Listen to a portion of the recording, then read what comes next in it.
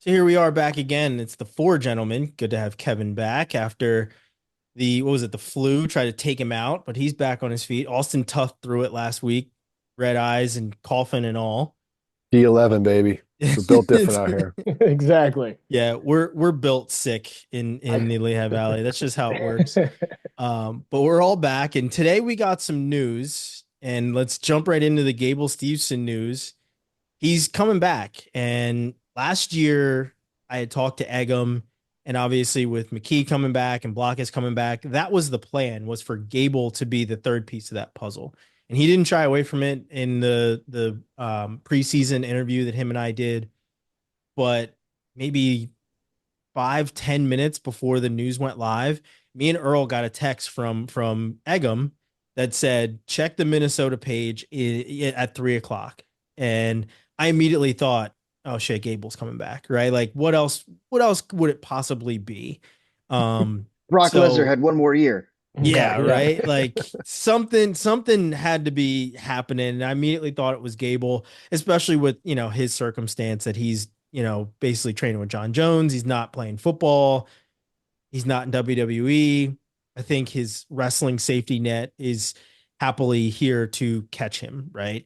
Um, but I'm gonna go first and let you know I'm happy about it. I think it's great that he's coming back.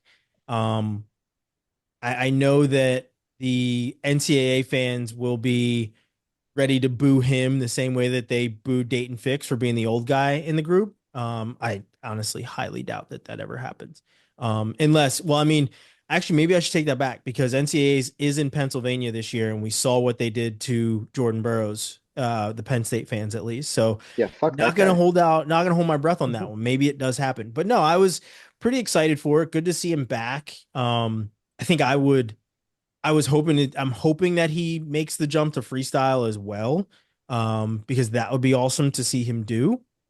But it is very surprising that after a couple of years of being gone, we get both Gable Steveson and AJ Ferrari back in lineups. Gable putting on the Minnesota singlet again, AJ Ferrari in a completely different part of the country. Um, but what do you guys make of it? Like I said, I'm happy about it. I think it's awesome. I think it brings more eyes to the sport. I think that it helps him rebuild maybe something that he may have lost with kind of going dark, I guess, with being in an NFL camp where there's not a lot of eyes on him anymore. I feel like there were eyes on him just to see how he did and how he transitioned, but not not a lot of hype pertaining to how he would do. I feel like the bar was pretty low in that regard. But I think coming back to wrestling, he's back in the spotlight. He's back to getting covered every single week. And if he does end up going the MMA route, which he was just training with John Jones, if he does end up going the freestyle route, this certainly helps. And I think it's awesome. So I'm Team Gable coming back to wrestling and giving more people either something to cheer about because they think he's awesome or to boo about because they think he's the old guy in the group. What do you guys make of it? I mean, I'm happy he's back because it's fun to watch Gable. I hope he does stick it out and transition back into freestyle long term after this. And, I mean, maybe this could kind of just be, I don't want to say he's using the college wrestling season to get into shape for, future in freestyle wrestling potentially. But I mean, that's kind of what it would be, right? Mm-hmm. And so, and I'm fine with that. It is weird. The eligibility piece of all of it has changed over the years. I'm kind of done being the old guy who's all butthurt about it. Like it is what it is, and I think that if being the old guy, we should kind of recognize like you don't get to do this forever, and eventually like you run out of chances to put the singlet on, put the shoes on. Although I do maintain that when you take your shoes off and retire in the way that he did, like that should be it. There should be laws that stop you from coming back then. All Yeah. right. Yeah, you don't Uh, get shoes back. yeah, no, there's not the white ones at least. I mean, those are the if ones we left. if Mike Tyson can come back after 20 years, I think Fair Gable's enough. good after a couple. Who's going to tell Mike Tyson no to anything? Like, Yeah, right. Jake Paul. Yeah. Just kidding. Mike's actually a Yeah, really nice guy in person. I'm sure. I I'm sure believe he that. is. Yeah. Um, but no, I mean, nice name I'm drop, happy. Holmes. Jeez. Yeah, there you go. I am excited for Gable to be back. I'm excited to see him compete. I was just looking at the heavyweight field here, and I mean it's deep in a lot of athletic talent across the board, right? I mean, Trumbull, I know Robbie, you've been a big fan of, and was talking him up. He's dangerous. Nick Feldman, I maintain that, but I said I thought he was going to win the national title this year at heavyweight before Gable came back. But I mean, he's got the size, athleticism, those sorts of things. And just in general, it's going to be interesting to see if Gable is still Gable, right? Where things might have fallen off over the last couple of years, where it's going to be different, the competition that's just gotten sharper and better and more eager to beat this guy, right? So we'll see what that looks like. The one last piece I want to comment on, though, and I know in the one of the posts I think I saw on Instagram from Minnesota Wrestling today before this news dropped showed like literally they've got a guy ranked at every single weight class. Before it's changed on internet right now, or before the Gable news came out, they were the 8th ranked dual team, tied for 11th with Michigan for the tournament team. Like clearly this impacts their chances at getting a team title, or not team title, excuse me, team trophy, and just being a better showing for them. So I'm almost more happy for this program than Gable necessarily, right? Like this is going to be huge for a program that has, was pretty awesome when they were awesome, back in the J-Rob days. And I think, just as somebody who watched those teams kind of smoke the rest of the Big Ten in the country for that matter for years and years, I'm excited to see him come back and be a dangerous team again. So it's going to be fun. I think that's the one thing that I do like about this situation is that he's coming back to Minnesota. I think, I mean, I'm not a huge fan of it anyway, and I'll get to that in just a second. But I think if he were to be another one that was poached by, one of the teams with deep pockets, we all know who they are. Which I was a think it would have possibility at one point. Yeah. There were the Iowa rumors that before when he was supposed to be coming back. Yeah. And I think that would have a completely different feeling, and it would have much more of a villain kind of aspect, more like a Mako feel to it than anything else.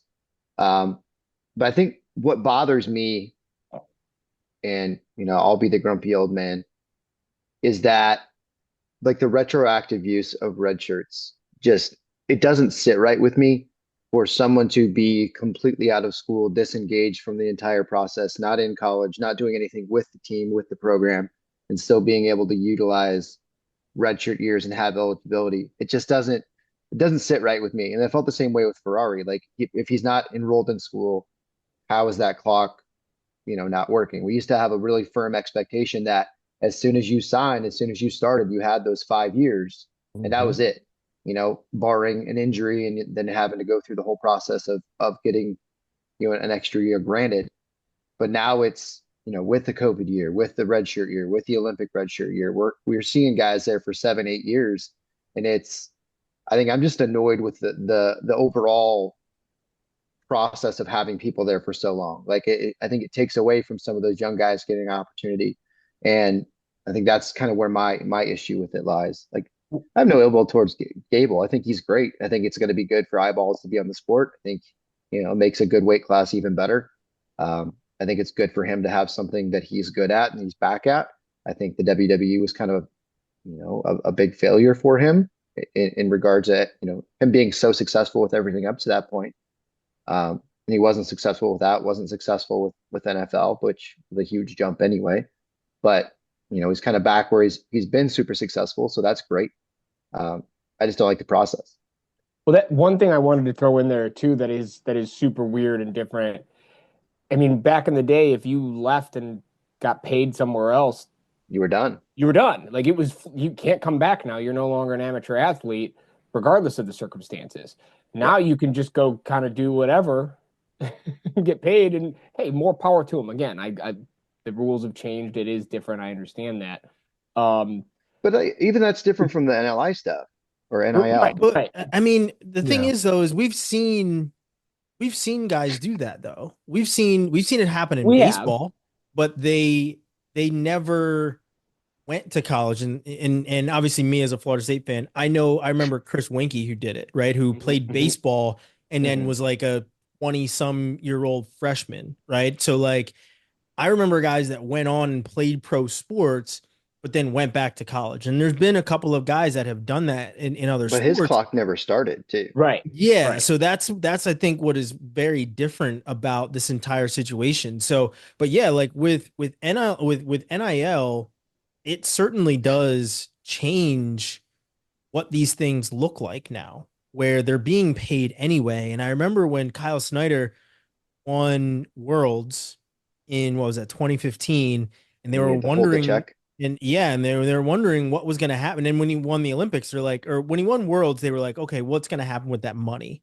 Um, and I think at that point it had to go into like an escrow Like a account, trust. Yeah, something like that. and he couldn't touch it or whatever else. And same thing happened with the Olympics. But they figured out a way that he could accept it was really the way that they had to go about it. Now, none of this stuff changes. The contracts are the same. I mean, he has sponsorship. I'm sure, Nike made sure that they were part of it. I mean, the shoes that he wore the last time he was on the mat were prominently featured. I mean, it's the thumbnail of the video that they put out today. So all these things have How'd they go from the drastically. middle of the mat to being on that tree though? I don't know. I wonder. I'm guessing. Well, his brother Bobby had the shoes, so I'm guessing it was one of those, kind of like the wire where they throw you throw the shoes up on the line.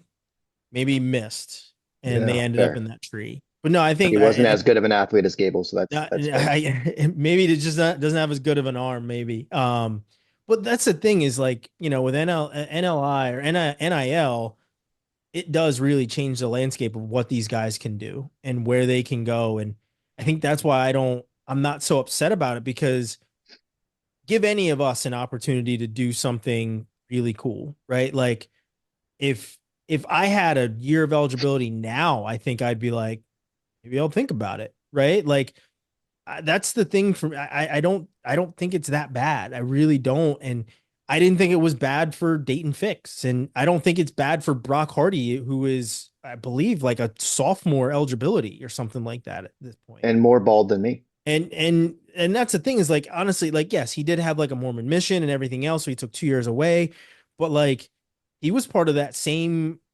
class coming out, I think, with maybe Dayton and those guys. So he's been around for a very long time. So like that's the thing for me is like they're allowed to be paid, so that doesn't change anything. And then there are other guys who we've seen in other sports. I mean, I think Miami has a football player who's been in college for 9 years, and it's mostly due to um what is it, medical red shirts. He got Yeah. injured like 3 times. So He's not like even a doctor. it's not I don't Crazy. even know if he has his BA at this point. Probably Um, not. but like it is the U. So I mean, that's the thing is I think it's awesome for him to be able to come back and have the opportunity and do these things. I do hope it transitions over to freestyle. Austin, any of your thoughts on this entire situation? Yeah, I mean, I might get hate for saying this. I'm just kind of throwing it out there. Is he coming back strictly for the money? I'm sure he's getting a nice NIL package. He left college wrestling, didn't work out with the WWE, didn't work out with football. So maybe he's thinking, what other options do I have? I want to make some money. This is my only way to do it. Part of me thinks if he really liked wrestling, he may have stuck with that if he had a future there. Again, not putting him down for chasing the money, but I mean, some people might think he's just coming back for the money, for the paycheck, and his heart really in it? I would think so, but I think there's a question there. He left the sport. I'm looking at his wrestle stat here. He started in 2019, left in 2022, so 23, 24, 2 years out from the sport. Now he's coming back. Is it because he's out of options? I don't know, but um, I don't personally think that. I think that's just, that's the question that I think people are probably going to ask. But overall, I think it's good for the sport. Olympic champ coming back to wrestle, a lot of eyes on him. He's very marketable and a super freak athlete. Like we all know that, right? So it's going to put a lot of eyes on the sport. It's good. I'm glad he's coming back to Minnesota, like you guys said. Um, I think people are going to be asking, is his heart really in it? Is it just a payday? I mean, does it matter to some people? But I think it's a question to ask. Doesn't It, matter to me. it reminds me of like that friend who like breaks up with his girlfriend and he's like, I'm gonna go see what else is out there, and then realizes that Yeah. there's nothing else out there, and he's like, I wonder what she's doing, you know? I wonder if she's thinking about me too. Wait, are you texting Minnesota again? Give me your phone. Am I still You know? blocked? Yeah, I don't think that, like I said, those conversations happened last year where Yeah. he wanted to come back. And, I think it was Christian Olenowski that was responding to Johnny DeJulius on Twitter where he said, it's not the fact that he's coming back, it's the fact that he had an opportunity to go to Worlds, going to Final X, winning the spot, and he doesn't go. And then has the opportunity to come back last year and it doesn't happen. Misses the Olympics. But I also feel like none of those decisions were made by Gable, they were made for Gable, in the sense of WWE was like, yeah, we're putting a lot of money into you. You need to be over here doing this.